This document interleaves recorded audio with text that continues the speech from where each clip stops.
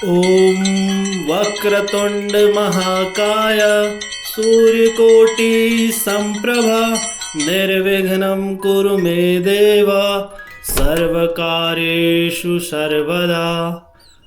ओम श्री गणेशाय नमः। आज हम रक्षाबंधन स्पेशल लेके आए हैं। रक्षाबंधन स्पेशल में हम आज जानेंगे कि किस प्रकार से रक्षाबंधन का जो त्यौहार है वो शुरू हुआ, कब से शुरू हुआ, कैसे शुरू हुआ, किसने शुरू किया। चलिए स्टार्ट करते हैं।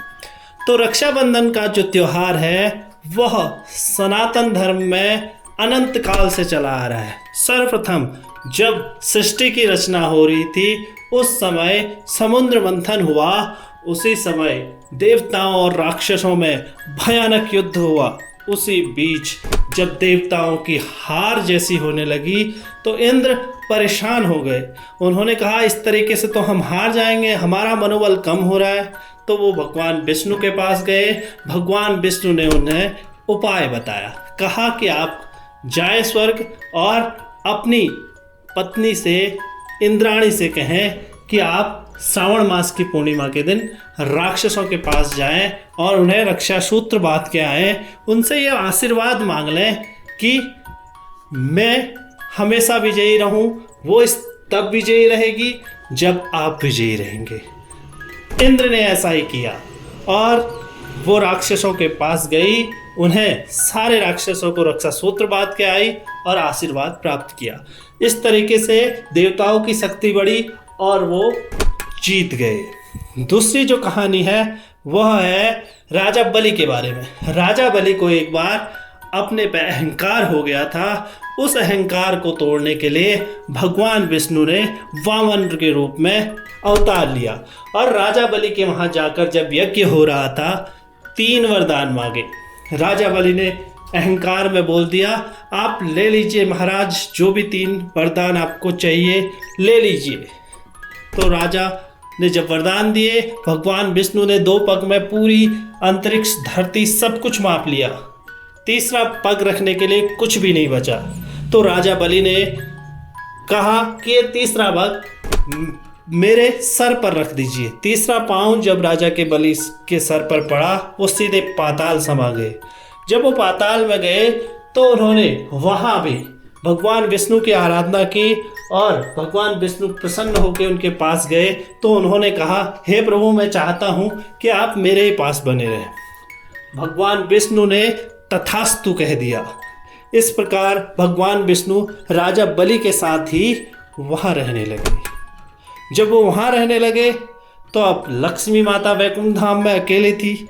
उन्होंने कहा ये तो बड़ी मुसीबत हो गई, अब क्या होगा। उन्होंने नारद से परामर्श किया। नारद ने उन्हें बताया कि हे माते, आप ऐसा करें, श्रावण मास की पूर्णिमा को राजा बलि के पास जाएं और उन्हें रक्षा सूत्र बांधें और उनसे कहें कि मुझे आशीर्वाद दें और आशीर्वाद के रूप में आप अपने पति यानी कि भगवान श्री हरि विष्णु को मांग लें। उन्होंने ऐसा ही किया और राजा बलि से आशीर्वाद के रूप में श्री हरि विष्णु को मांग लिया, उनका साथ मांग लिया। इस तरह भगवान श्री हरि विष्णु पाताल लोक से बैकुंठ लोक पुनः आ गए। तीसरी जो कथा है वो है श्री कृष्ण की और सुभद्रा की।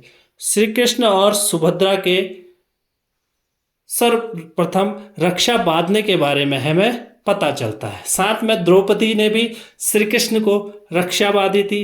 द्रौपदी, सुभद्रा सर्वप्रथम श्री कृष्ण के द्वापर युग में रक्षाबंधन बांधने के बात की पुष्टि होती है।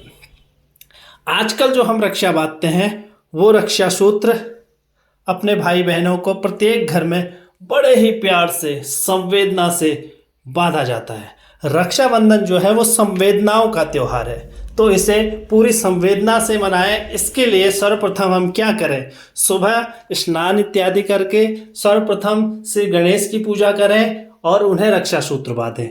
उसके बाद श्री शिव शंकर को हम पूजा करें और फिर उनको रक्षा सूत्र बांधें। तीसरे में हम श्री हरि विष्णु को रक्षा सूत्र बांधें और उनसे अपने और अपने परिवार और भाई बहनों की सुरक्षा का आशीर्वाद प्राप्त करें। फिर जगत के पालनहार के बाद नंबर आता है हनुमान जी का, पवन पुत्र हनुमान जी, जो सबकी रक्षा के लिए पृथ्वी पर आज भी विचरण कर रहे हैं ऐसा माना जाता है। उन्हें रक्षा सूत्र बांधें और उनसे आशीर्वाद प्राप्त करें। उसके बाद ही अपने सभी भाइयों को आप रक्षा सूत्र बांधें और उनकी लंबी आयु के लिए प्रार्थना करें। साथ में संसार के कल्याण के लिए भी एक रक्षा सूत्र अवश्य भगवान श्री हरि विष्णु को पहनाएं। आप सभी का कल्याण हो। इसी के साथ धन्यवाद।